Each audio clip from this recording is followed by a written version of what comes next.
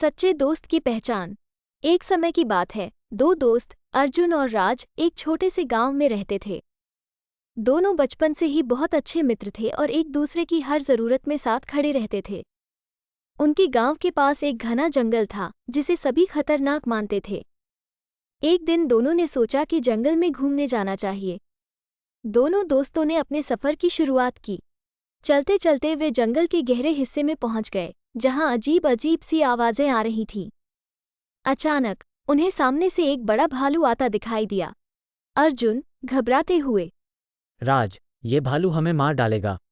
हमें कुछ करना चाहिए। राज ने तुरंत एक पेड़ पर चढ़ने का फैसला किया क्योंकि उसे पेड़ पर चढ़ना आता था। लेकिन अर्जुन को पेड़ पर चढ़ना नहीं आता था। राज ने उसकी मदद नहीं की और उसे वहीं छोड़ दिया। अर्जुन ने भालू से बचने का एक तरीका सोचा। उसने सुना था कि भालू मरे हुए लोगों पर हमला नहीं करते।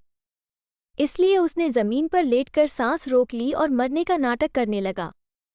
भालू उसके पास आया, उसकी नाक सूंघी और उसे मरा हुआ समझकर वहां से चला गया।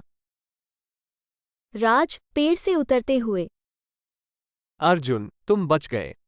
लेकिन भालू ने तुम्हारे कान में क्या कहा? अर्जुन ने राज की ओर देखा और गंभीरता से कहा, भालू ने मुझे कहा कि सच्चे दोस्त वही होते हैं जो संकट के समय साथ खड़े रहते हैं। राज को अपनी गलती का एहसास हुआ और उसने अर्जुन से माफी मांगी। अर्जुन ने उसे माफ कर दिया, लेकिन उसने एक महत्वपूर्ण सबक सीखा कि सच्चा दोस्त वही है जो कठिनाइयों में साथ खड़ा रहे। उस दिन के बाद राज ने अपने दोस्ती के प्रति अपनी निष्ठा को और मजबूत किया। ये कहानी हमें सिखाती है कि संकट के समय में ही सच्चे दोस्तों की पहचान होती है। ऐसे दोस्त ही जीवन में सच्चे साथी होते हैं।